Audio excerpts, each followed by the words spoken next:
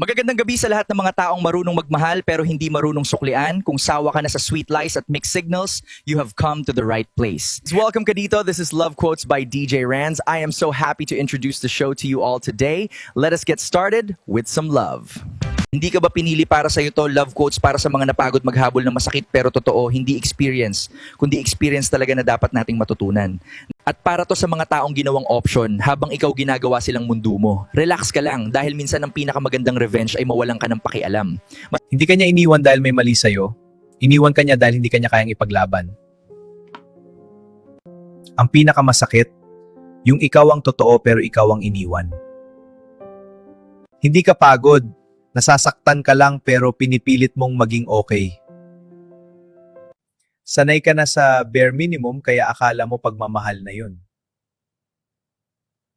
Hindi ka mahirap mahalin, napunta ka lang sa maling tao. Yung okay lang ako mo, punong-puno na ng sakit. Hindi mo kailangan pilitin ang taong hindi ka kayang piliin. Kung gusto ka niya, hindi ka magdududa. Tama ba? Mas masakit yung paulit-ulit mong pinapatawad pero hindi naman nagbabago. Ilang chances pa ba ibibigay mo? Mahal ka niya pero hindi sapat para seryosohin ka. Hindi ka option pero tinrato ka niyang parang isa lang sa choices. Alam mo worth mo sana siya rin?